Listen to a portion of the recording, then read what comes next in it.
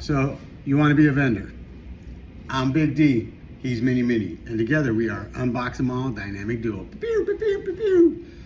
I'm on this journey. I'm posting, I'm giving it a try. 365 days in a year, I'm gonna post at least one time a day, whether it's about opening packs, about vending lifestyle, my hot take on a subject, dynamic duo ventures.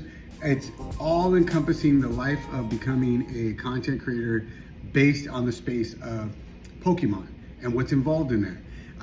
I would like to think of myself as an educator because I hope people learn from my mistakes, and I want to show people the highs, the lows, and the in-betweens. And being a vendor, you take a lot on. You have to buy supplies, you got to buy merchandise, you got to buy product, you got to pay for your tables, you got to worry about your time, traveling to and from, business relationships, friends, personal relationships. If you're doing it with your family, is there open communication about what's expected of everybody? There's a lot that goes into when you say, I'm gonna be a vendor. And I saw a video on my feed of a vendor coming online saying that he was completely done with Pokemon because this last week his accounts were hacked and he was completely wiped out.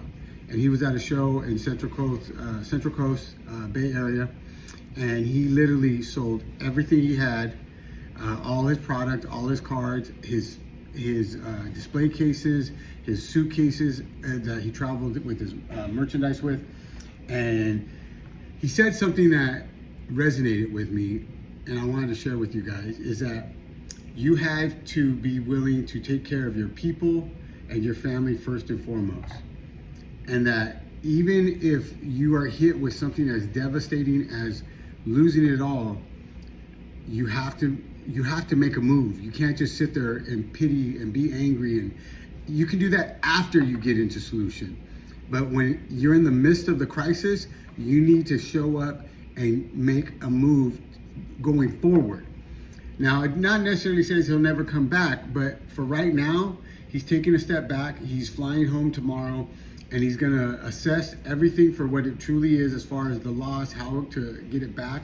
And then if he starts over, he's gonna start over. But I thought it was something to worth talking about, because if you're gonna take a chance and become a vendor, it's not all glamour and glitz. Like you're standing in lines if you don't have a distribution to get product.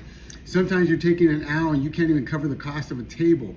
Sometimes you have to tell your employees, hey, I can't pay you today, so you can go home, at least for me.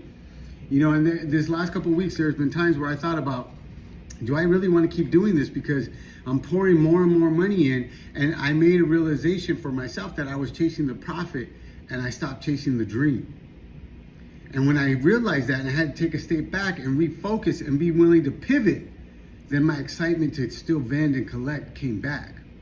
I was so worried about the bottom line that I forgot why I started in the first place, was to make memories for me and my son. Once you know your why, the how will reveal itself, but you have to be willing to reassess on a regular basis. Like, am I still holding true to that why? And if you're not, why did you deviate from it? And are you gonna go back to it? Or has something changed? And you have to be honest with yourself, because yeah, everybody wants to be the big dog at the trade show, but the reality is that big dog started with one card. And how many times has that big dog took an L at an event because they spent all this money to get there, traveling, shipping, product, paying employees to come with them, and then it just flops. Because I can tell you from experience, I haven't done a big show, but there's been times where I put myself out there and we took a huge loss and I had to dip in my budget and to keep us afloat. And here's the reality. I always tell you guys, I'm a dad on my budget, and my budget right now is zero. Like if we don't sell at a show, I can't afford to pay for the show. That's 100% transparency. If I don't sell at a show or trade for a show, I have no extra money in my personal bank account to go and buy more product or get more cards. Like, it's about as close as it is to live or die right now, each and every show. And what I've decided, instead of trying to be at every show that I can possibly be, I'm gonna pick 1 or 2 shows every month that mean something to me, build our brand, build our relationships, and as long as I cover the cost of the table, and most of these tables at the shows that I'm at are anywhere from $25 to $100, as long as I cover that cost, I'm gonna be okay. Because I have a full-time job. I have a career that I work graveyard, so I can do things during the day with my son and be off on the weekends in the morning, so I can go to these events and build and put myself out there. But it's been a long journey to get to this point. In the last year, actually, my Pokeversary is 2 days from today. I'm making this video on October 26th. My Pokeversary is October 28th. And in the last year, I've spent a lot of money, I've made a lot of money, I've lost some money, but I've gained a lifetime of experience and wisdom. Some of it through successes, but a majority of it through failures.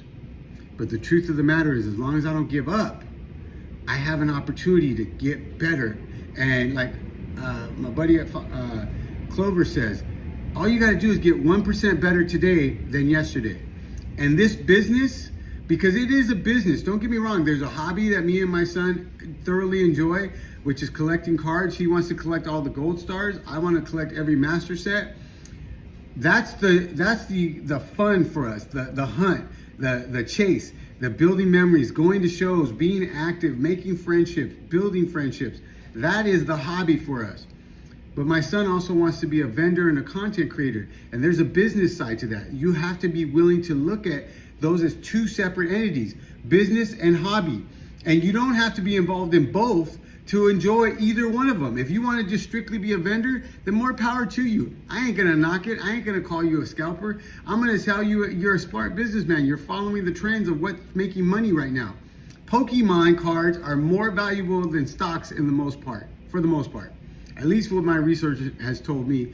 And the hobby is something, like Alex Ketchum said, it's one of the few things in the universe that you and someone you love can do that's outside of yourself, that can get you involved. And he talks about it on the Stepping in Greatness interview I did with him at Card Party 3 West, which will be dropping soon. And he talks about it's something outside of the family unit that you guys can do together that can bring so much enjoyment. You know, we're learning to play the TCG, we're building decks, we're going to events, we're getting into tournaments, there's a lot to it. It's not just about making a profit on a card. There's there's just so much that you can do in this hobby that can change your life. And if you want to turn it into a business, you can too. But you need to be able to separate the two. The hobbyist in you and the enthusiast, and the investor and the businessman. You know, it's one of the questions I ask everybody when I do a segment with them called Stepping into Greatness. Do you consider yourself an investor or a collector? And most people are very quick to respond, either collector or investor, and I ask them why, and they give me a variety of reasons. But there's been a very select few who said, why can't I be both? And it made me think, why can't you be both? But I also realized, especially in today's video that I saw with somebody that I follow on social media, was that if it all goes south, the business side of it, I'm still going to be around because I want to be a part of the hobby because of the adventures and the memories that me and my son are making. That's how you know the difference between, are you someone who's just in it for the profit? Are you someone who's in it for the memories? And I'm not knocking either one. And why can't I be a part of both? Why can't I be a part of making profit so I can build something, an enterprise, and make memories with my son? I just thought I'd share that with you. So you want to be a vendor. Do you really know what it entails? Do me a favor in the comments below. Let me know what you think about this video and what other questions you have for me as a vendor. I'm Big D. He's Mini Me. Until next time, we're unboxing all dynamic duo. Pew, pew, pew, pew, pew. In a world where you can be anything, be kind. It's priceless, it's free, and I promise you, a random act of kindness will change the world.